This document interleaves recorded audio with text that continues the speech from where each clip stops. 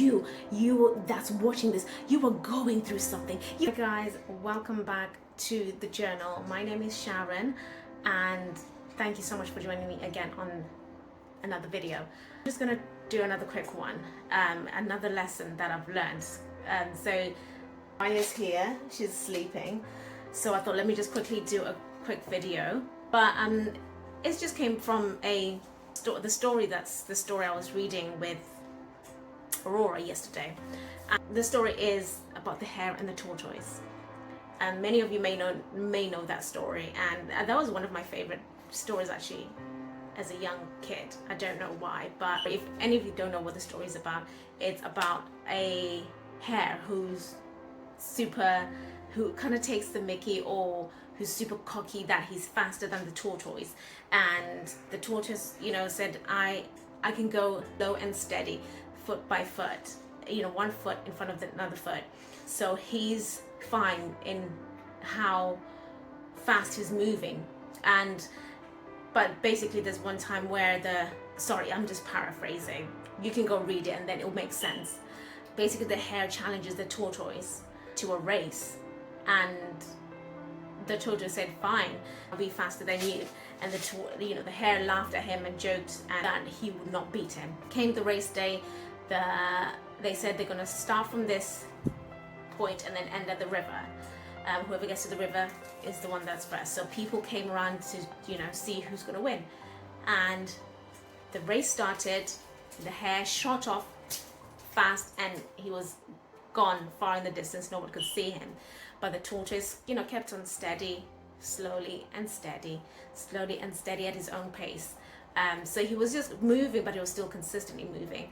And my daughter said something along the lines of, that's not nice that the hare is making fun of the tortoise for being slow. And I said, that's very true. It's not nice, is it? And she says, and then she said, why didn't the hare help the?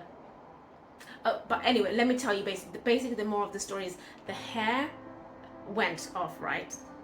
I'm kind of backpedaling. The hare shot off. He looked back and then he could see the tortoise, and he said, well, I'm quite far ahead. Let me sit down and relax for a little bit because he's not going to catch me anyway. Let me have a nap. He took a nap, and while he was taking a nap, the tortoise was still walking slowly and steady, and he walked past him, and the tortoise won the race. So by the time the hare got up, he ran thinking that, I'm going to be first. And then he got to the end point and he saw the tortoise there. And he got upset that, that's not fair. How did you win? I'm faster than you, this and that, right?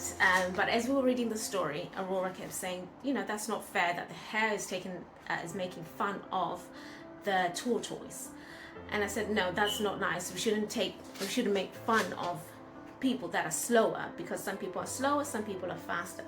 So and then Aurora said, why didn't the hare just put the tortoise on his back and run with him and help him?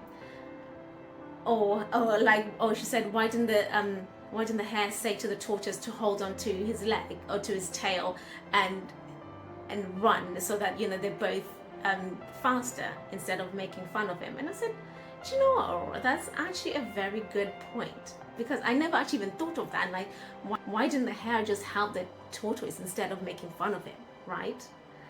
And it made me think of what we like in life.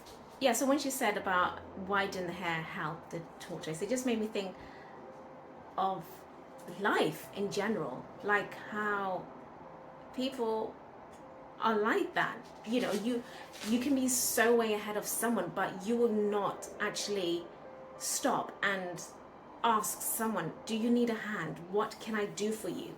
And even though, let's say, you're in the same field of something and you see someone struggling, and that's another point she said about struggle.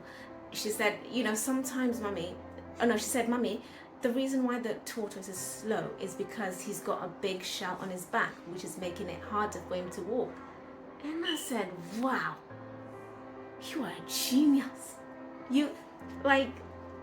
This child blows my mind. like just the things that she comes up. And then I'm like, yes, exactly. That is why that tortoise is slow, because he's got a heavy shell on his back.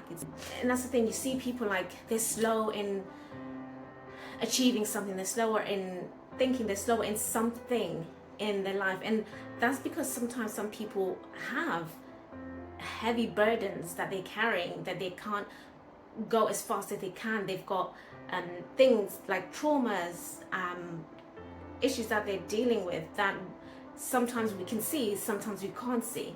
So instead of like saying to people, oh, you're just lazy, you can't, why can't you do this? Oh, so and so is way ahead of you. Oh, that person's already got a house and you don't. Oh, that person's got an amazing job and you don't. Why can't you just be like that person? We can't continue to comparing. Or I know I keep talking about this comparison business, but hot topic, because I feel like this is one of the things that slows people down sometimes. Yeah, and sometimes in life, like I said, people have burdens that they're carrying, and it makes it harder for them to go as fast as the next person.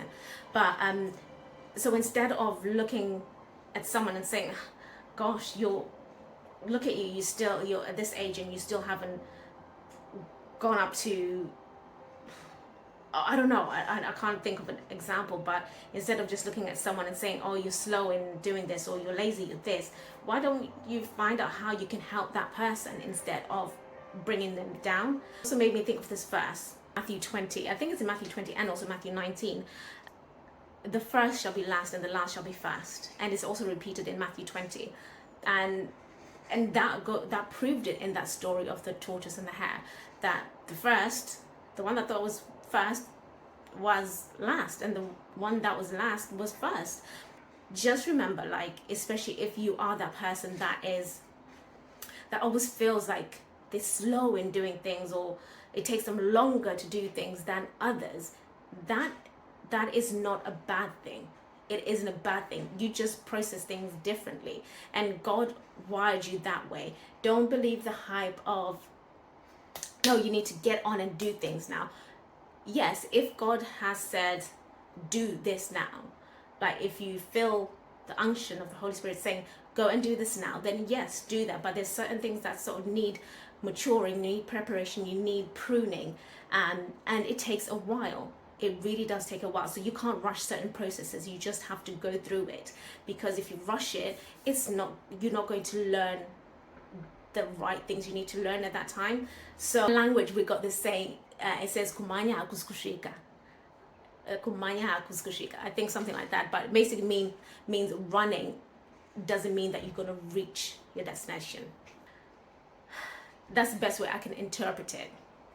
So yeah, just because you're running doesn't mean that you're getting there, basically. So sometimes walking is okay, sometimes crawling is okay, sometimes riding a bike is okay, as long as you keep moving and just don't give up. And that's another thing that Aurora said as well. She said it's good to keep moving, just don't give up. And I said, exactly, just don't give up, because the moment you give up, that's it, right?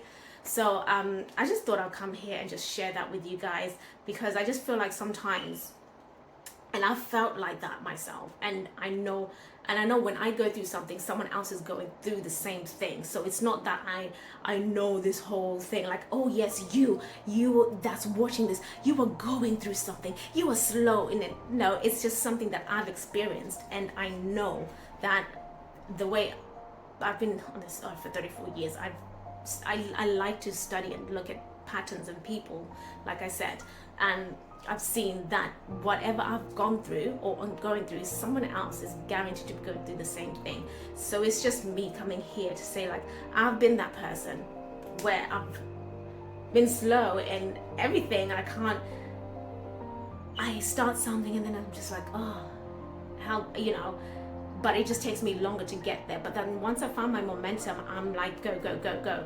It's just about finding purpose and knowing that's it. So whether you're running, whether you're crawling, whether you're walking, as long as you keep moving, just keep moving, keep doing what God has called you to do, keep working the field. And if you're first, don't look at the other person saying like, oh, look at them, they're like so beneath me or whatever, because that person can surpass you like in seconds. So yeah, it's just an encouragement just to keep moving, keep going. Go and read Matthew 20 and Matthew 19. It's just the whole of Matthew. The whole of Matthew is just an encouraging like book. It really is. So yeah, I just thought I'll leave you with that one today, guys. And honestly, like, listen to your kids when you kids, especially when you're reading or talking to them. They really do say some profound things, and which sometimes I know that the Holy Spirit kind of speaks to me through some conversations that I have with her or other people, and he will kind of redirect me and give me like a verse for that conversation, and I kind of go back and ponder on it and read it, and yeah, it really correlates to what I've been reading or to having the conversation. So that's the way sometimes the Holy Spirit works. The Holy Spirit is not just confined to dreams, visions, supernatural things. It's just in our everyday things, where he's with us all the time. So yeah, but yeah guys, I hope you're having a great day, and I'll see you guys in the next video.